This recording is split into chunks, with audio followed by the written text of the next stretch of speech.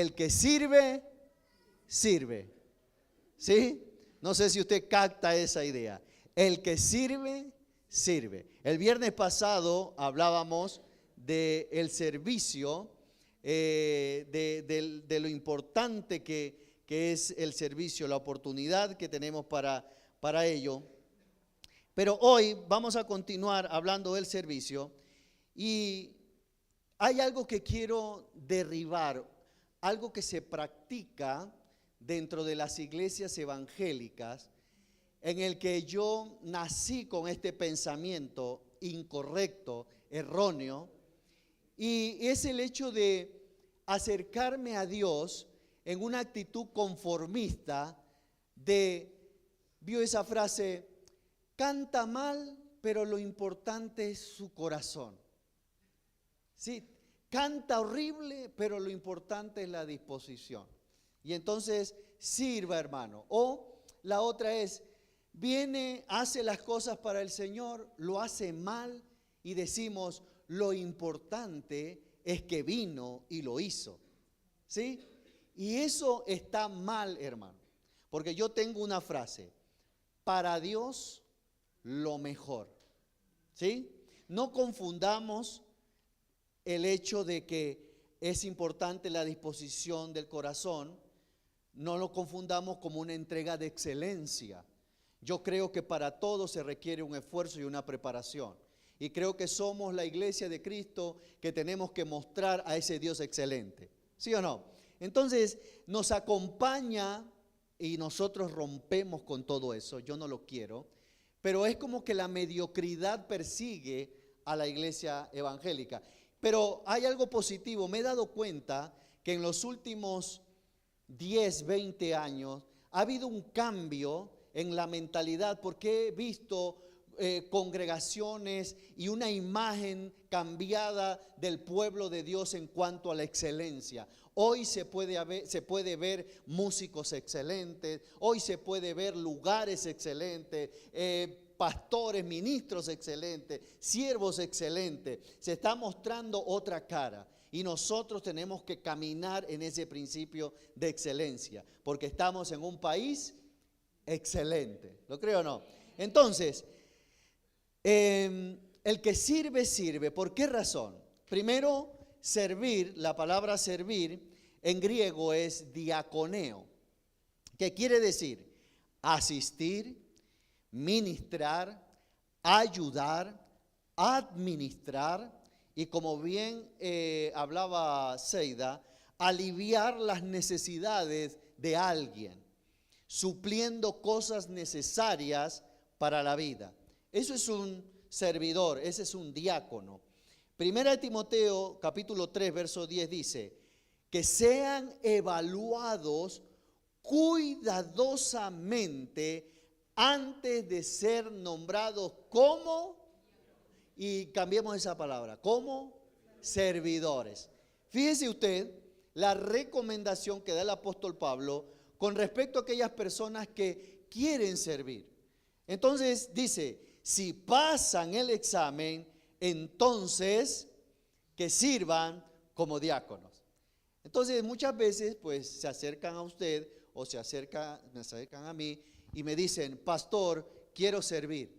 Y yo digo, wow, qué bien, excelente. Pero ahora la siguiente pregunta es, ¿hasta qué punto usted está dispuesto a entregar su vida al servicio? ¿Qué es lo que quiere hacer usted? Un trabajo de voluntariedad. ¿Quiere hacer un acto voluntario o usted quiere servir a Dios? Dos cosas diferentes. ¿Sí? Entonces, hay unos requisitos que Primera de Timoteo capítulo 3 del 8 al 13 da sobre el servidor, sobre el diácono. Fíjese usted, dice que esta persona tiene que ser digna de mucho respeto y tener integridad. No debe emborracharse, no tiene que ser deshonesto con el dinero, ojo ahí, ojo con eso. Debe ser comprometido con el ministerio, debe estar comprometido con el ministerio. Debe vivir con la conciencia limpia, es decir, nada ni nadie lo puede señalar. No hay nada oculto, está limpio.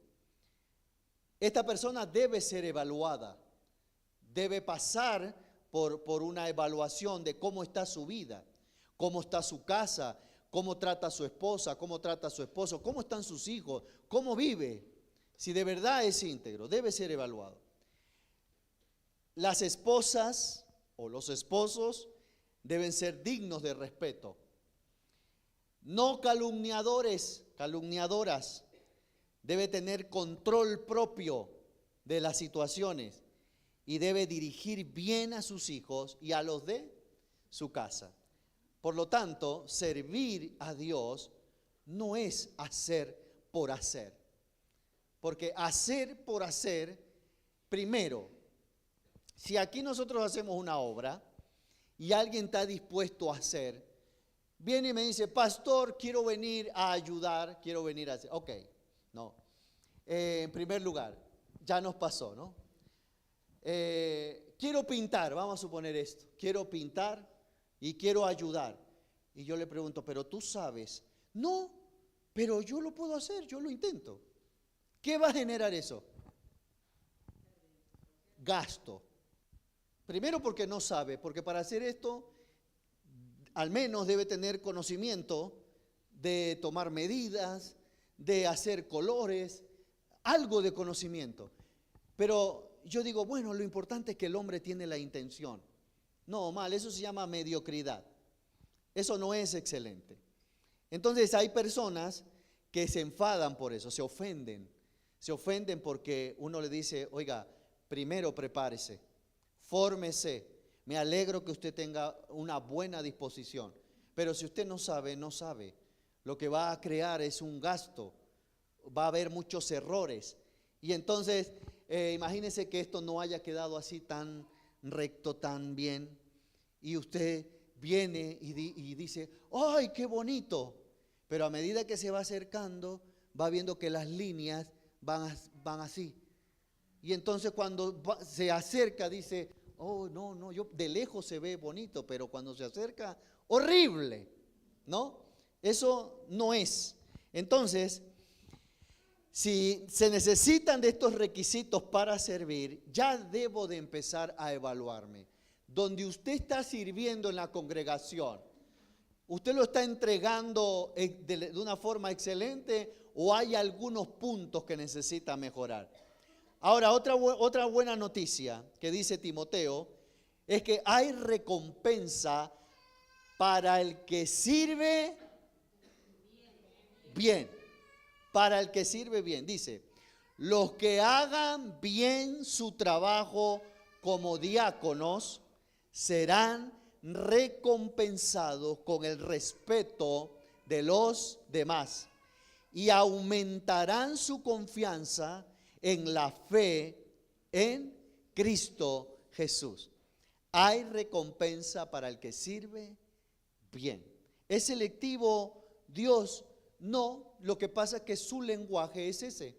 Él cuando hace las cosas, las hace bien. Fíjese usted el milagro que hizo Jesús con el vino. ¿Se acuerdan las bodas de Canaán? Dice que él hizo el mejor vino. Y yo no creo que él hizo mosto o un vino sin alcohol. Yo creo que hizo vino, porque en ese lugar habían maestresalas y se quedaron admirados que hayan dejado el mejor vino para lo último. O sea, era un vino, no sé si era algún Malbec argentino, no lo sé, pero era algo bueno, hermano, ¿sí? Y Dios solamente sabe hacer cosa buena, ¿sí? Por eso cuando usted se vea al espejo, diga, oye Dios, definitivamente lo que tú haces es bueno. Si usted no se gusta, no se agrada, usted dice, cosa más horrible, usted le está diciendo a Dios, se equivocó conmigo. La creación no ha sido perfecta. Entonces, vamos a ver otros requisitos que tiene un diácono según Hechos capítulo 6 del 1 al 7. 3 requisitos. 1, buen testimonio.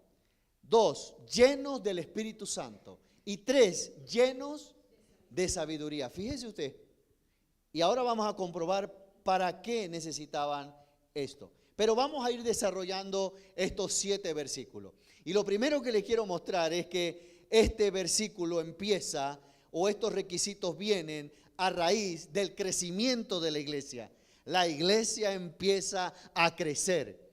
La iglesia empieza a avanzar. La iglesia empieza a multiplicarse. Y la verdad es que esa multiplicación trajo o produjo un problema dentro de la iglesia primitiva. Dice que en aquellos días, como creciera el número de los discípulos, ¿qué hubo? Murmuración, ¿sí? De los griegos contra los hebreos, de que las viudas de aquellos eran desatendidas en la distribución diaria. Y fíjese, era una murmuración, pero tenían razón. Porque más adelante nos vamos a dar cuenta que ellos toman cartas en el asunto. O sea, hay murmuraciones que son una información correcta. Estaban siendo desatendidas. Y la multiplicación produce esos problemas. Porque imagínese usted, empieza a venir la gente, ya nos está causando un problema. ¿Por qué? Hemos tenido que tomar decisiones para ampliarnos un poco más. Los niños están pidiendo a gritos un lugar para ellos. Los jóvenes, todos están empezando a pedir. Ya se convierte en un problema. Hay que tomar decisiones. Y por esa razón que estas murmuraciones, quiero darle este dato, cuando dice que la murmuración de los griegos contra los hebreos eran judíos que habían sido esparcidos y habían estado en Grecia y habían aprendido el idioma y la cultura griega. Y por otro lado estaban los judíos que habían crecido al lado de los discípulos, de los apóstoles. Y estos venían con unas costumbres helenistas en el que, pues uno de ellos parece que los griegos son muy murmuradores, ¿no? Entonces, ante la problemática que se presentan por causa de la multiplicación, se requiere que hombres y mujeres adquieran un compromiso mayor con el Señor. Porque la multiplicación viene. La multiplicación es evidente. Nos alegramos porque la iglesia crece. Nos alegramos porque viene mucha gente. Ahora yo le pregunto, ¿qué va a hacer? ¿Cuál es el siguiente paso? Nuestro compromiso se va a renovar, va a ser mayor, porque esas personas deben ser atendidas. Y le digo algo, yo solo no puedo. Nosotros solos no podemos. Esas personas deben ser atendidas. Y si no son atendidas, va a haber murmuración, va a haber queja. Pero bendito problema por causa de la multiplicación, porque eso nos quita, eso nos saca de la zona de confort, ¿sí? Así que le damos la bienvenida. Siguiente. Otra cosa que se genera, el poder del acuerdo de la iglesia es fundamental a la hora de tomar decisiones claves en el servicio. Hechos 6:2 dice, de manera que los 12 convocaron a todos los creyentes a una reunión y dijeron, nosotros los apóstoles deberíamos ocupar nuestro tiempo en enseñar la palabra de Dios y no en dirigir la distribución de alimentos. Si uno lo lee muy rápido, da la impresión que ellos estaban como aprovechándose de su puesto, de su autoridad que tenían allí. Pero la verdad sea dicha que no eran 2 o 3 la multiplicación, no eran 10 o 80. Las dos conversiones fueron provocadas por miles. Eran 5,000, eran 3,000, eran miles. Entonces, no es que ellos estaban quitando mérito al hecho de servir las mesas. Los apóstoles ya habían demostrado hasta qué punto estaban dispuestos. Pero está claro que debemos repartirnos el trabajo. Amén. Debemos repartirnos el trabajo, pero no de cualquier manera. Entonces dice, debemos alcanzar un nivel de madurez tal que los problemas no nos dividan. Los problemas no pueden hacer eso. sino que aquellos obstáculos nos hagan más fuertes. Allí es donde se ve la madurez de la iglesia. Allí es donde se ve hasta dónde queremos llegar. Y por eso les digo, estamos viviendo un buen momento. Estamos viviendo un excelente tiempo. Dios está añadiendo a la iglesia a los que han de ser salvos. Y quiero decirle una cosa, cuando leemos la historia de esta iglesia, a veces da como ganas de pertenecer a esa congregación. Porque resulta que estos hermanos tenían en común todas las cosas. Resulta que si había una necesidad dentro del pueblo, había otro que vendía el terreno, vendía la casa que tal vez no lo estaba utilizando y repartía los bienes para que a nadie le faltara nada. Todos tenían en común, todos felices, era como que no pasaba nada en ese lugar.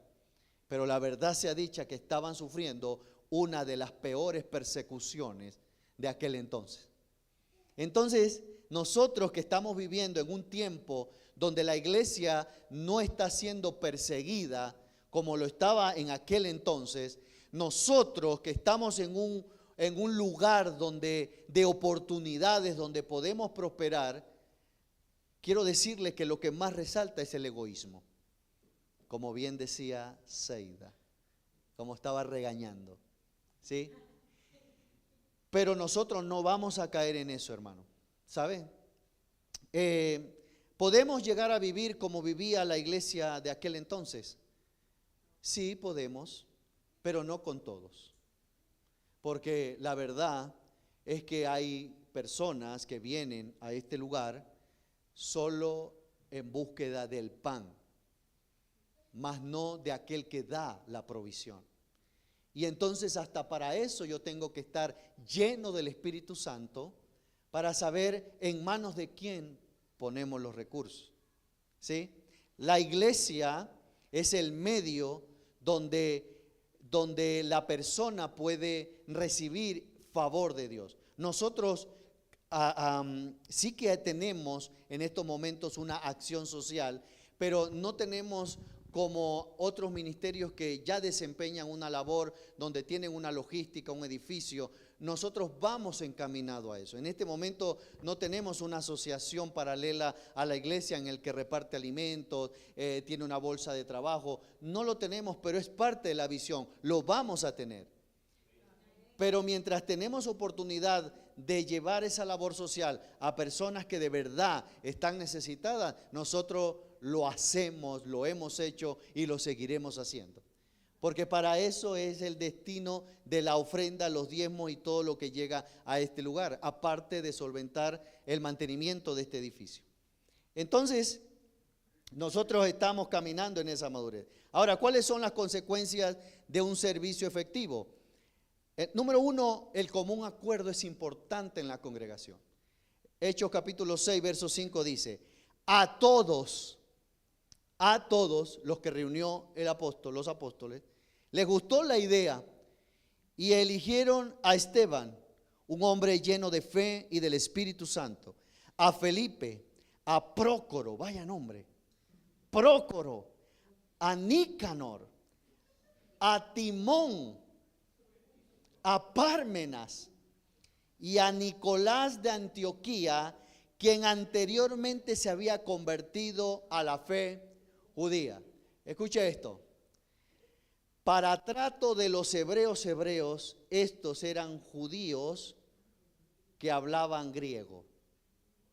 Eran judíos que habían vuelto de la diáspora famosa. Pero estas personas cumplían con estos tres requisitos. Tenían buen testimonio, eran llenos del Espíritu Santo y ¿qué más? Estaban llenos de sabiduría, porque se necesita sabiduría para hacer lo que ellos iban a hacer. ¿Y sabe qué iban a hacer? Atender a las viudas, atender a los huérfanos, servir las mesas. Algo que parece tan fácil, tan sencillo, como que no me hace falta a mí estos tres requisitos.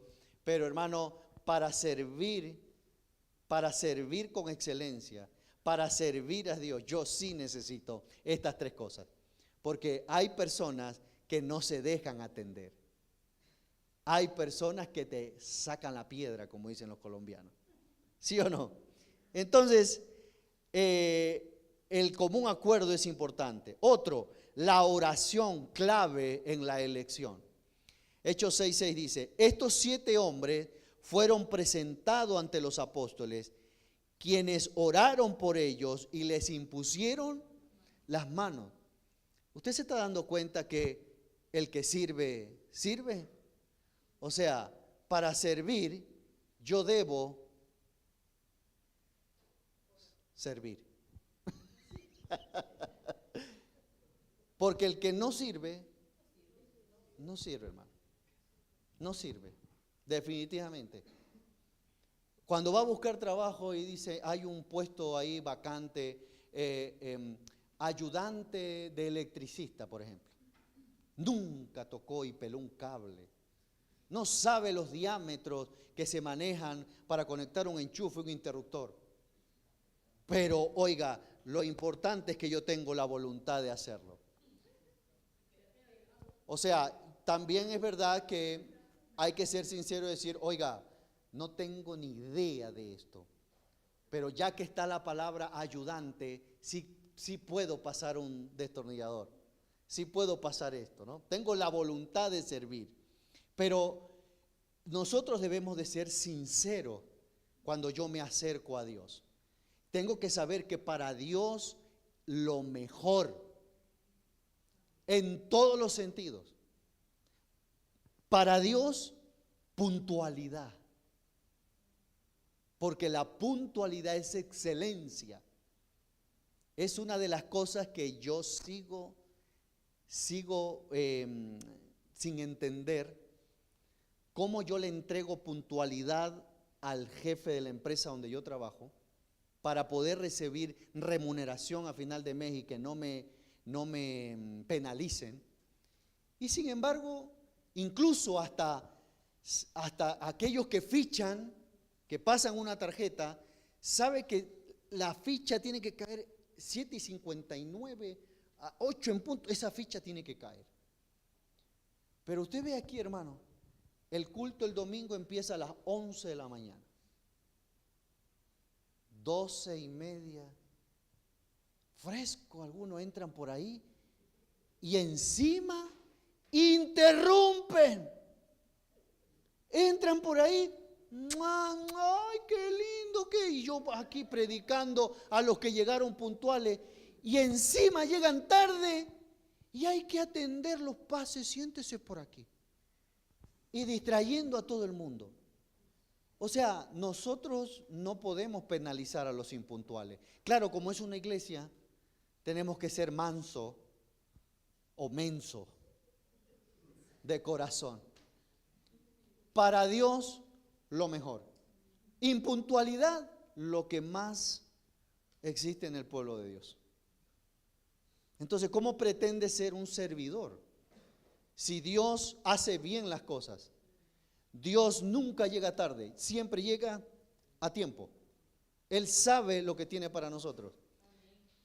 Pero, hermanos, estos 7 hombres fueron presentados. Lo siguiente, impactó el buen testimonio, el buen servicio, la excelencia del trato, impactó en la conversión de personas de toda índole. Hechos 6:7 dice, así que el mensaje de Dios siguió extendiéndose. El número de creyentes aumentó en gran manera en Jerusalén y muchos de los sacerdotes judíos también se convirtieron, hermano. ¿Usted se imagina que nosotros provoquemos y trabajamos para ello?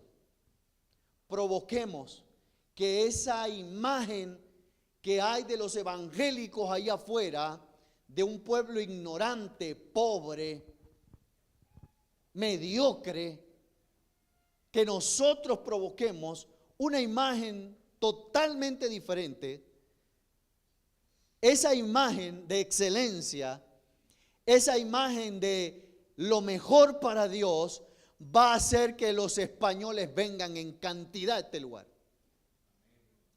¿Lo cree o no? Porque nos guste o no nos guste, nosotros estamos en el reino de España. Y cuando se habla de reino, se habla de excelencia. Usted solamente mire, no sé si usted vio la última celebración en Palacio, donde condecoraban a todo el ejército, la Guardia Civil, la policía. Solamente contemple eso. Imagínense que ellos, el rey, muestre una imagen mediocre. Usted cuando veía eso era todo excelente, hermano. Todo excelente. Mirara por donde lo mirara. Excelente. Y nosotros que tenemos al Rey de Reyes, al Señor de Señores, le damos lo peor. No puede ser eso. No puede ser. Conclusión. Servir a Dios requiere haber sido transformado en todas las áreas de nuestra vida. Porque, como comprenderá usted, no es el buen corazón. No podemos, y espero que me entienda esto, no podemos poner a una persona que tiene un antecedente de violación de niños a servir con exploradores, si antes no ha pasado por una evaluación. Hay un antecedente. Cristo llegó a su vida, correcto. Viene para transformar y viene la conversión, sí. Pero una oración de fe no transforma. Lo que transforma es el proceso. Lo que cambia la vida del creyente es ese proceso de conversión. Por eso no es meter a cualquiera. No es meter aquí por poner a servir. Debo de pasar por ese proceso porque las áreas de nuestra vida tienen que ser transformadas. Otra cosa, debo estar definido en el llamado. Debo estar seguro de la capacidad que me ha entregado el Señor. Estar seguro. Mire, cuando en mi época de jugador de fútbol, yo empecé como portero. Digo como portero porque nadie quiere tapar. Cuando uno juega de pequeño, nadie se quiere poner en la portería. Y para que me tomaran en cuenta, pues yo me pongo, ¿no? Y resulta que empezó ahí y me empezó a gustar y terminé siendo delantero, ¿no? Y en esa fase uno de descubrir qué es lo que quiere, las personas que están a tu alrededor te ayudan a llegar a ese propósito. Te ayudan a mostrar la capacidad que tú tienes. Y cuando me di cuenta que era bueno, no porque yo lo decía, sino que los demás lo decían. Digo era porque ahora, hermano, hace años que no toco un balón de fútbol. Me di cuenta que tenía esa capacidad. En el servicio a Dios pasa lo mismo. La Biblia dice que Dios te ha entregado dones. Capacidades son dones. Dice, considerar que en el lugar que le sirva es un lugar de honor, porque he sido escogido para tal asignación. Si te han escogido para lavar los baños, gloria a Dios. Es un lugar de honor. Es tan importante como este, porque acá lo que importa es el corazón del que sirve.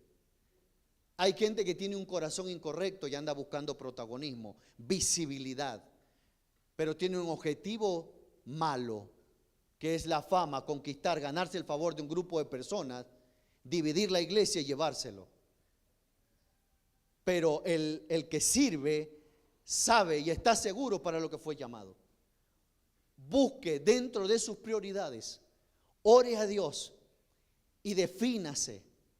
Porque cuando uno quiere encontrar el lugar en la casa de Dios, uno empieza que si los jóvenes, los niños, allá multimedia, y empieza a probar hasta que uno encuentre el lugar. Entonces, considera ese lugar donde tú estás sirviendo ahora un lugar de honor. Es un honor que Dios me haya escogido. para servirle donde yo estoy. ¿Cuántos dicen amén? ¿Es un honor o no es un honor? Es un privilegio que Él haya contado conmigo. Oiga, nada más y nada menos que Dios, el creador del cielo y de la tierra, el creador del universo. Entonces, termino con este pasaje. Primera de Crónicas, capítulo 28, versículos 9 y 10 dice: y tú, Salomón, hijo mío, reconoce al Dios de tu padre y sírvele con corazón perfecto y con ánimo voluntario, porque Jehová escudriña los corazones de todos y entiende todo intento de los pensamientos. Si tú le buscares, ¿lo crees o no? Mas si lo dejares, Él te desechará para siempre. Mira pues ahora que Jehová te ha elegido para que edifiques casa para el santuario. Y termina diciendo: esfuérzate y hazla. Ahí está la clave. ¿Se considera un hombre y una mujer privilegiado? Oiga, lo que estamos haciendo, lo que nosotros estamos haciendo, está causando un impacto. Y llevo esta frase en este año 2025. La llevo desde que arrancamos. Ministerio de Nuevo no tiene mentalidad de iglesia pequeña, sin desmerecerlo. Y hablo de eso, de iglesia pequeña, por aquellos que se contentaron con tener algo pequeño y llevan 30, 40 años con lo mismo. Ministerio de Nuevo tiene fundamento, tiene visión, tiene una misión, tiene unos objetivos claros. Y nuestra mentalidad es de un ministerio que se ensancha, que se expande, que trasciende, que influye en medio de la sociedad. ¿Cuántos dicen amén? Denle un aplauso al Señor. Ese soy yo.